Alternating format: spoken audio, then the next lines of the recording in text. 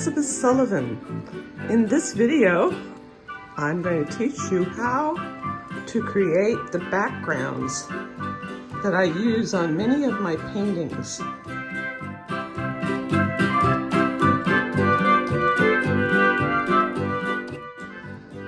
I started out trying to make the background look like the walls of a cave, and I tried a lot of different techniques.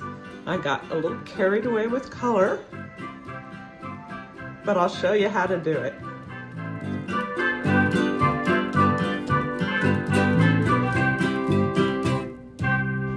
When you're starting a painting, the first thing you need to do is get the cat off the paper. The first thing I'm going to do is take my piece of white paper and paint a watercolor wash on top of it. That would be I'm using Lucas Gambage, which is a yellow color. And to spread the paint around, I'm using what's called a mop brush.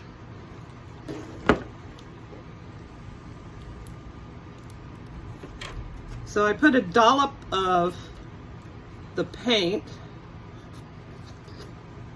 in a little cup.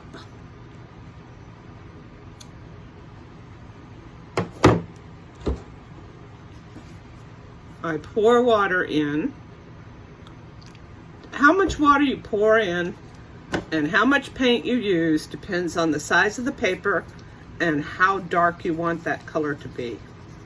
This is a small piece of paper that I'm doing this demo on.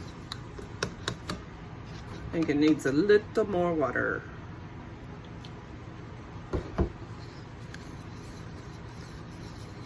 And then you paint smoothly from side to side in large brush strokes after you mix up all the paint, of course. And you just go right off the page. This is called a watercolor wash. I don't know why, but there you go.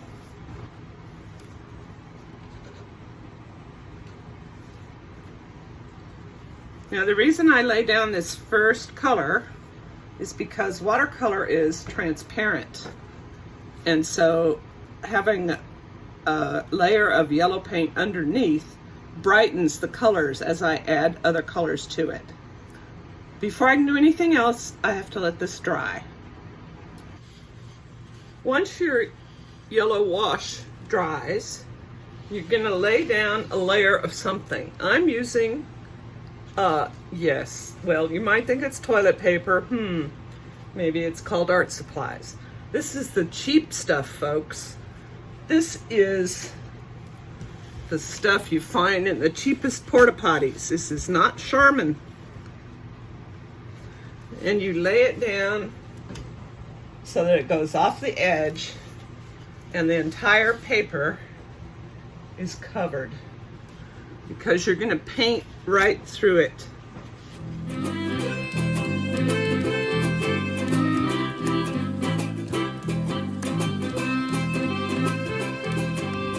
There we go. Cover the whole paper. Okay, I'm going to show you how to put the paint on top of this toilet paper, art supplies that you're going to paint with. So I'm going to use 5 colors. I'm going to use cobalt turquoise. You can choose any colors you want.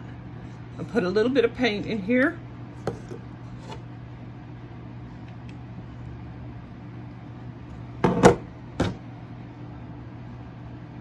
Burnt sienna.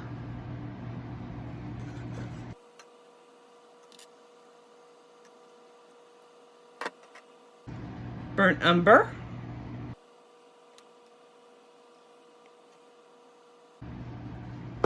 Then I have 2 more, which are English Red Light and Sepia. And I've already put some in there. I'm going to pour a little bit of water in each one. You kind of have to experiment around with this to make sure that you get the right color you want. Add the right amount of water.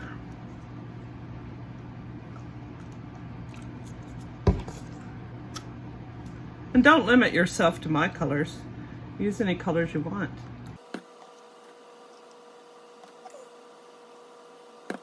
The first color I'm going to put on the paper is turquoise. And there's a reason for that. I'll show you in a minute. Make sure you mix it up good.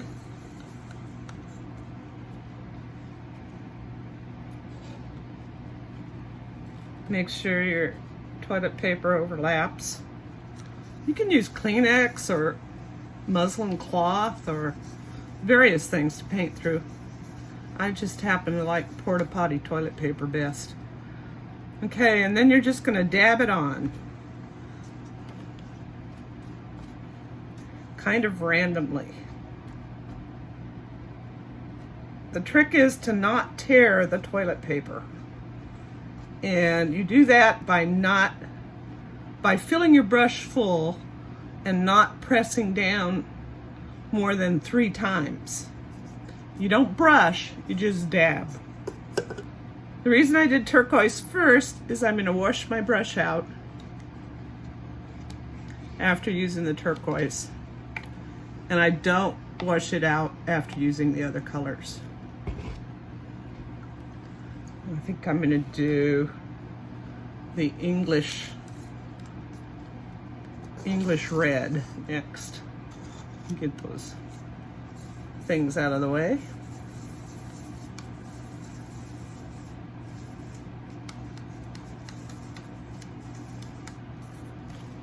When you put the paint down, you overlap the paint that's already on there.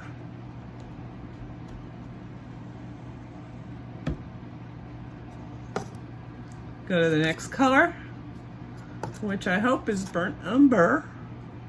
Okay, here it is.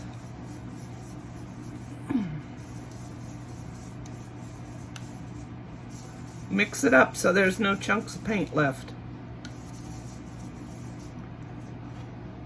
Put it on, overlapping.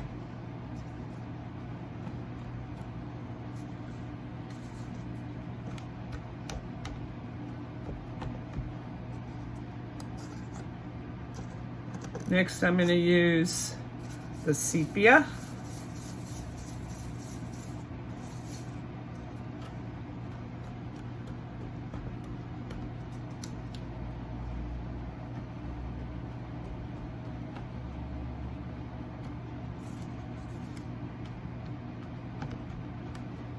Okay. Now I have some left over and I didn't use the burnt sienna on the small one, but I'll show you a time lapse of the larger one that I did. And I'm going to just pour a little bit of yellow that I had left over from painting the wash on top, just to see what happens. Wash out that brush. And there you go. It's important that your paint covers the whole entire piece of paper and there's no spots uncovered. All right, now I'm going to show you a time lapse of painting the larger one.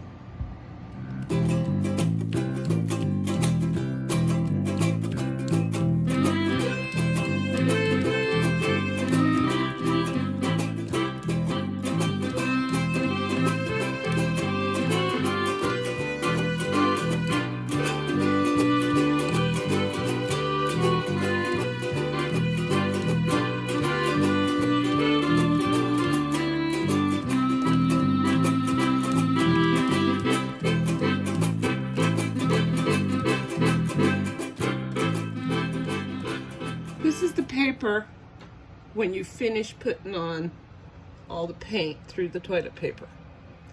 I don't know, it looks very dark right now, but it will dry lighter, and also it will be lighter than this on the actual paper. It won't look like this when you pull off the toilet paper. Here's the larger painting. It's been partly drying for about 15 minutes. To test, to see if it's dry enough to pull the toilet paper off, I just lift an edge like this and see if the paint runs together or stays in line. This one's still way too wet to pull it off. So we're gonna wait. It takes some practice to figure out when you're supposed to pull it off. You can dry it with a hairdryer, but if you let it get all the way dry, forget it. You're never gonna get it off there. You have to pull it off when it's about 3/4 of the way dry. So we did one test. We'll come back in 15 or 20 minutes, do another test. It's half an hour later. We're going to test it and see if it's ready to pull up the paper. It looks like it is. It's about 3/4 of the way dry. It's wetter in some places than others, which can sometimes be a problem because it'll stick to your watercolor paper, but I've never run into problems getting it off, except when it's completely dry. Forget it, you're not going to get it off. Okay, so we test it by pulling up some, see if the paint runs. The paint does not run. Time to pull off the toilet paper, art supplies.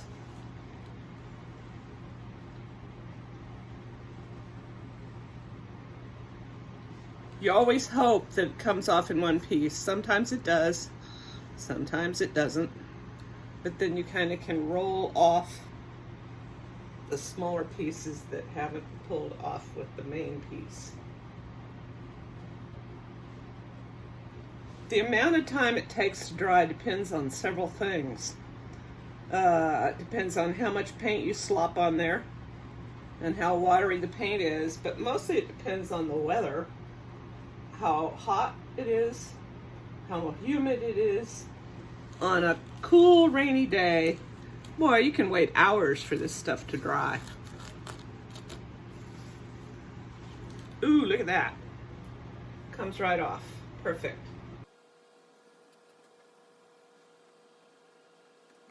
One little piece left.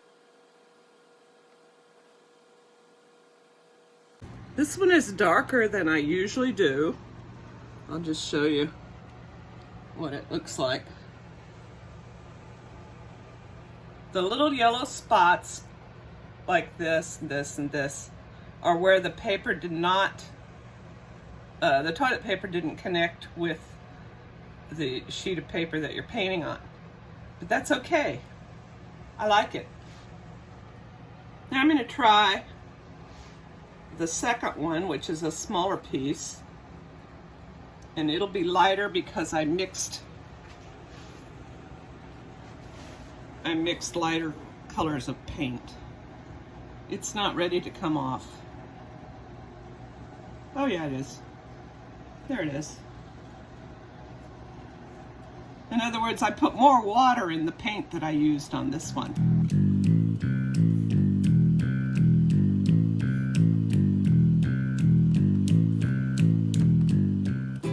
When the paint actually dries, it'll be lighter than this. Watercolor dries lighter than when you first put it on. Okay. So that's my video for today. The next video, I'll show you how to paint on the horses that I usually paint on the backgrounds. In order to do that, you have to wait for this to completely dry. But you notice that the two pieces of paper are completely different. Even though I use the same colors, there's two different shades of the way it came out on the paper. That's one of the neat things about it. You never know quite what you're going to get. Okay, tune in for the next video. I'll show you how to finish it. I just wanted to show you what the paper looks like the next day after it dries. And yes, that's a cat. Cats love my paintings. So that's the darker one, the big one. And then this is the smaller one. Same colors out of the same tubes, but they're just different because of the ratios of water to paint and how much of each color I used. And here's happy.